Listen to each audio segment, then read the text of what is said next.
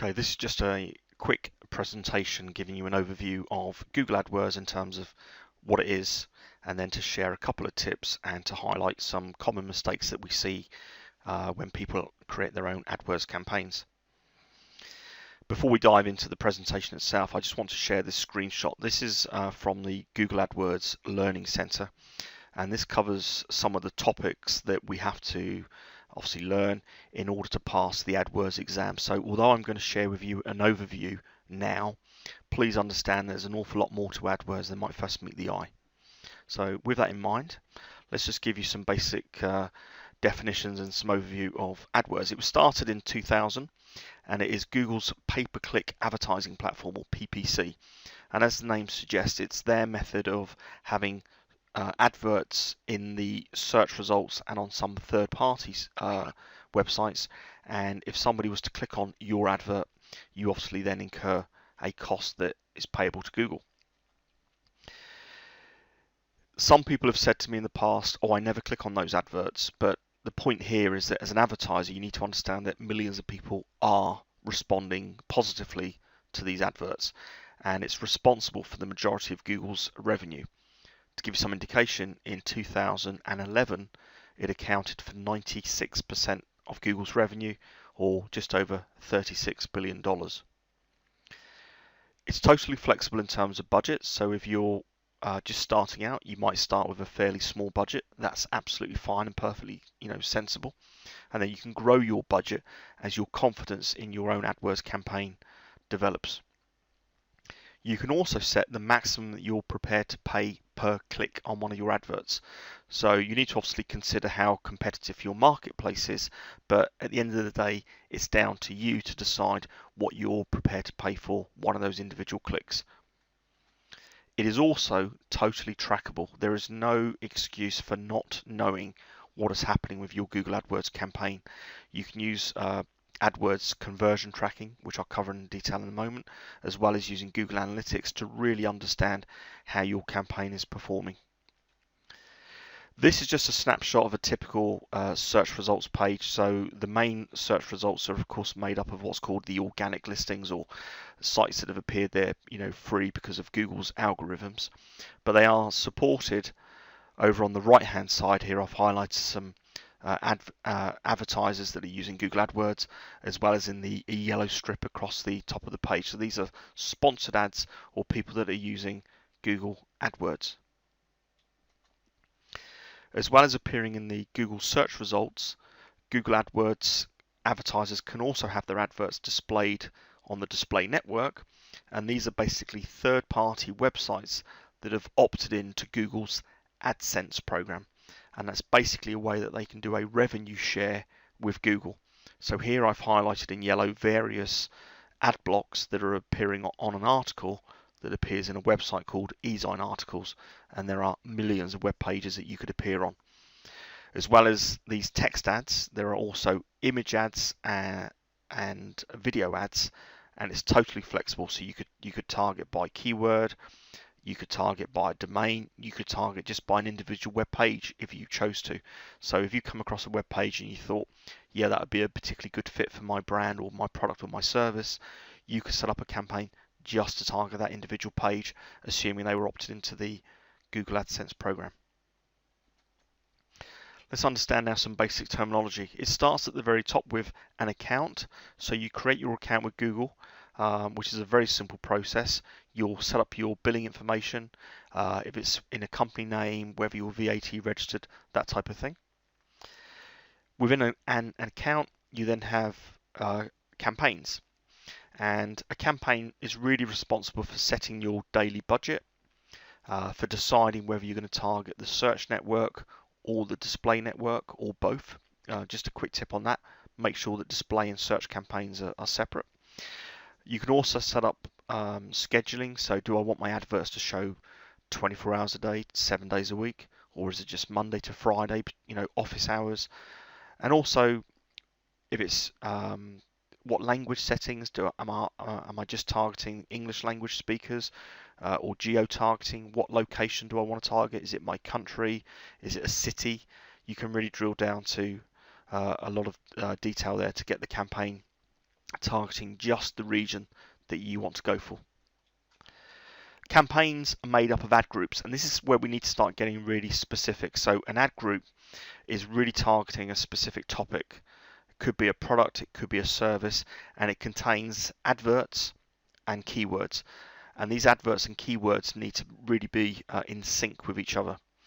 Now, keywords are words or phrases that you are bidding on.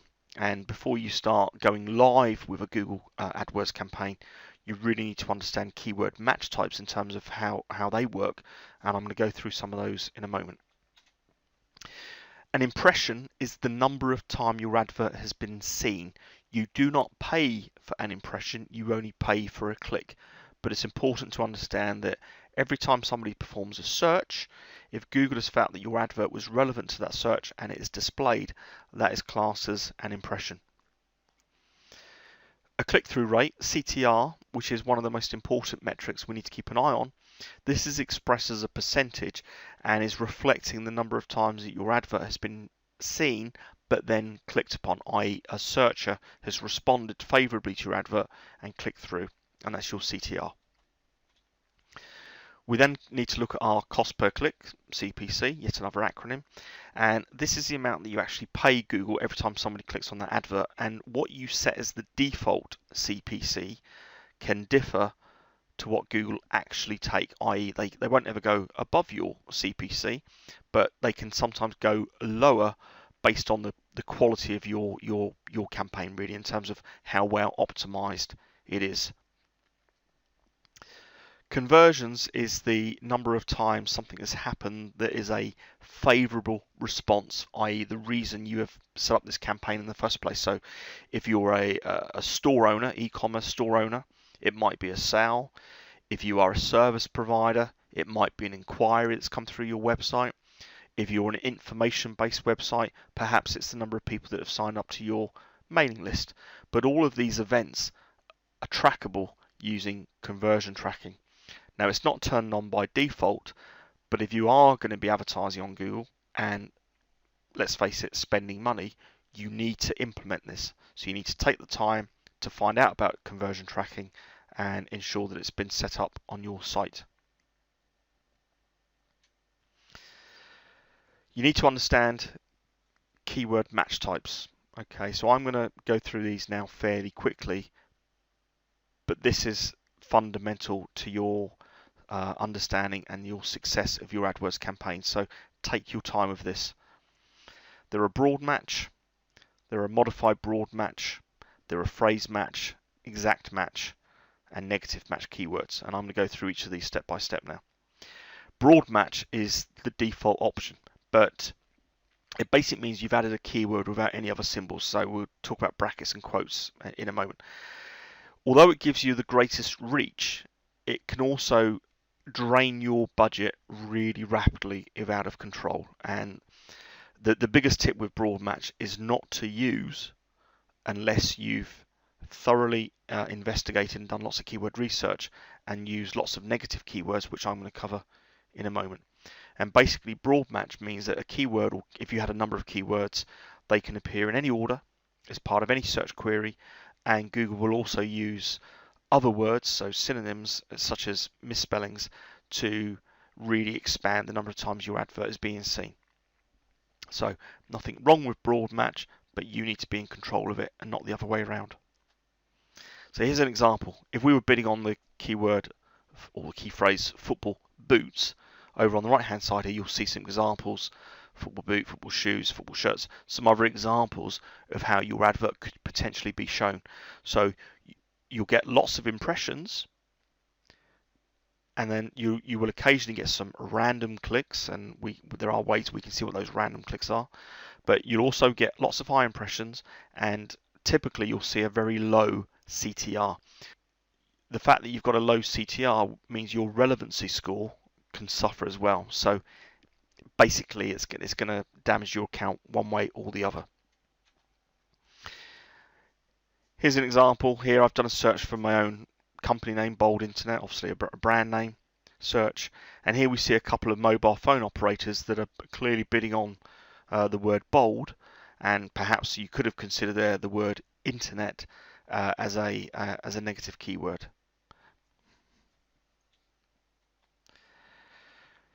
Back in 2010, Google realized that lots of people were not using broad match, so they gave another option called the modify broad, and this is great, and it's a way of giving you slightly more control.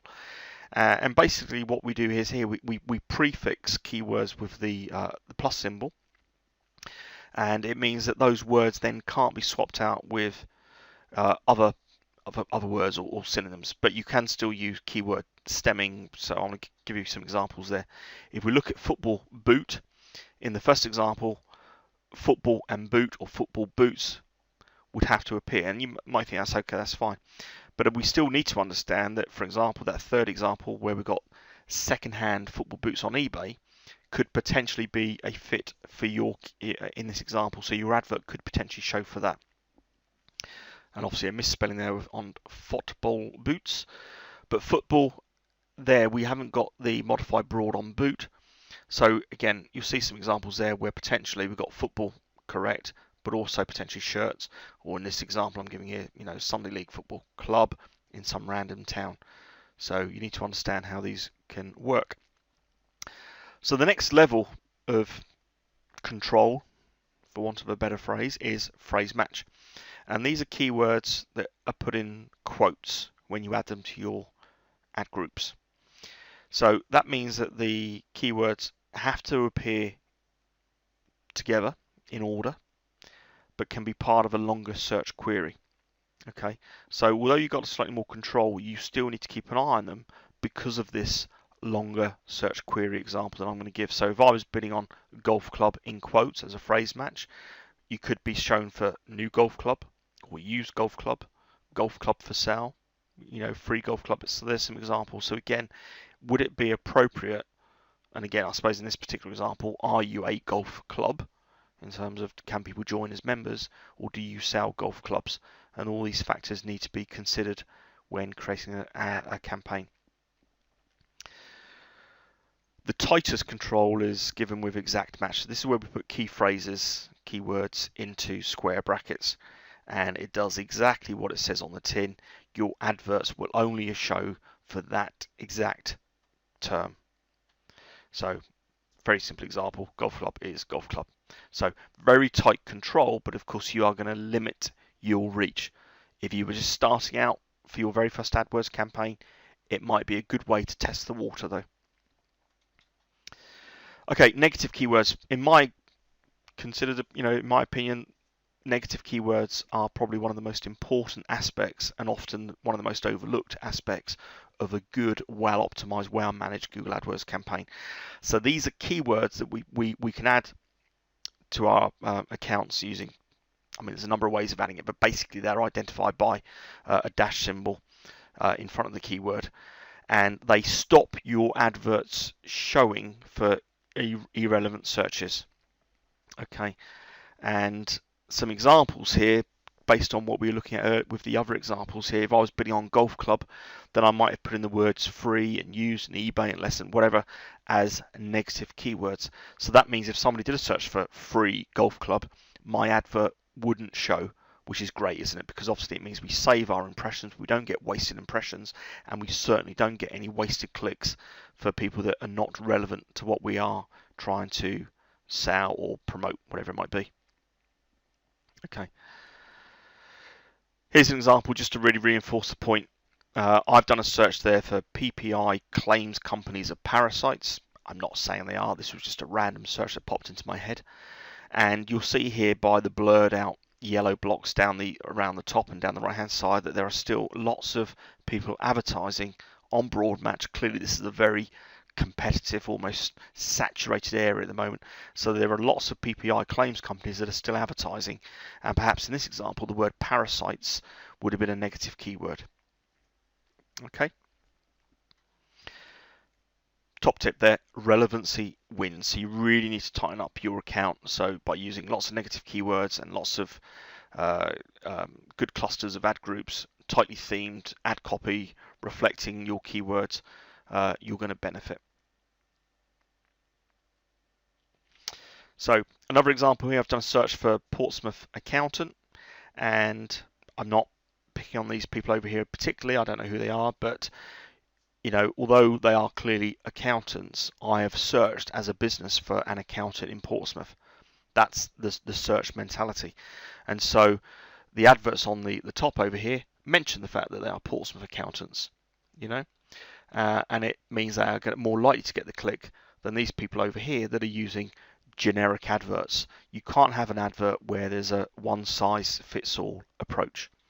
To take another example, domestic cleaning Portsmouth.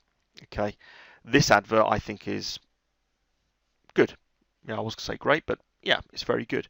We've done domestic cleaning. We've got domestic cleaning here highlighted in bold. We're in Portsmouth. We've got Portsmouth cleaning highlighted.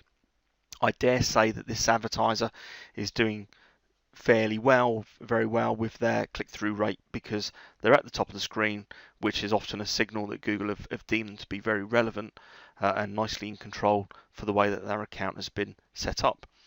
And just to highlight a couple over here, somebody here, I've done a search for domestic cleaning Portsmouth. I wasn't looking for this gutter fascia cleaning or no mention of the word Portsmouth here. So what I would expect to see with these campaigns is some high impression counts but low click-through rates. So some common mistakes that people make: not understanding keyword match types. So they'll come along, they set up their Google AdWords account, they've created a campaign, and they put in some keywords on broad match, and that's understandable because that is the way Google would suggest at the very beginning you do that. You put in some broad match keywords. Often you put in a bunch of random words and phrases that pop into your head that you think describe your business, and away you go. And the symptom of that is you'll get lots of uncontrolled clicks. You haven't set up conversion tracking, and it feels a bit like you're out of control of it. So you see your money being spent, Google start charging your credit card, and yet you don't know what's happening. So as I've said here, you're not setting goals, you haven't set up conversion tracker or used Google Analytics, and it all feels a little bit just out of control. And it's not relevant enough. You're using generic keywords, generic adverts, generic landing pages, and basically you're keeping your fingers crossed. And that is often what we see, where people have just come into it, they're brand new, haven't read anything. I'm not saying you have to read the book on Google AdWords, but at least go through the learning center and really get to grips and control your own account. And there's no reason why you shouldn't be. So that's it. So there's a quick overview and some tips and some common mistakes with Google AdWords. Of course, I hope that's useful for you. If it isn't, and you feel you want some help, please just give us a call or go to the website, get in touch, and no obligation, happily talk to you about your own AdWords account in terms of your own experience. Of course, we'd like the opportunity to maybe help to manage that on a professional level, but the initial review of your account, happy to have that conversation for free and without any obligation. Thank you.